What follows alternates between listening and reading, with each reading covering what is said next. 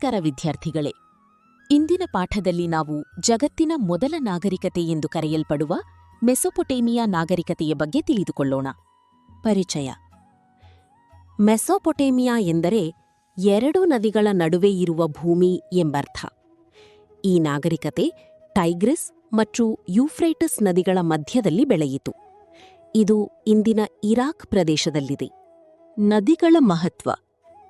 Tigris ಮತ್ತು ಯೂಫ್ರೇಟೀಸ್ ನದಿಗಳು ಕೃಷಿಗೆ ನೀರನ್ನು ಒದಗಿಸುತ್ತಿದ್ದವು.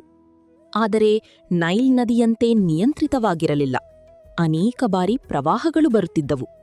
ಇದರಿಂದ ಜನರು ನೀರಾವರಿ ವ್ಯವಸ್ಥೆಗಳನ್ನು ಅಭಿವೃದ್ಧಿಪಡಿಸಿದರು.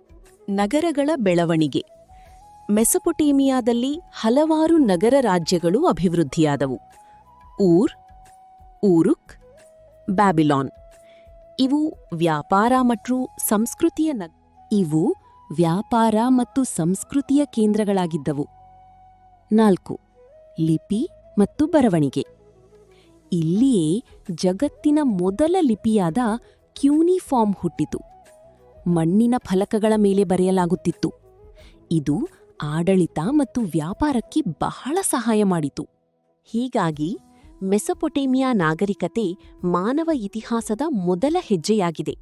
ಇದರ ಆವಿಷ್ಕಾರಗಳು ಇಂದಿಗೂ ಮಹತ್ವ ಹೊಂದಿವೆ. ಮೆಸೊಪೊಟೇಮಿಯಾ ನಾಗರಿಕತೆ ಬಗ್ಗೆ ಇನ್ನಷ್ಟು ತಿಳಿಯಲು ನಮ್ಮ HPD ಯೂಟ್ಯೂಬ್ ಚಾನೆಲ್ನ ಸಬ್ಸ್ಕ್ರೈಬ್ ಆಗೋದನ್ನ ಮರೆಯದಿರಿ. ಧನ್ಯವಾದಗಳು.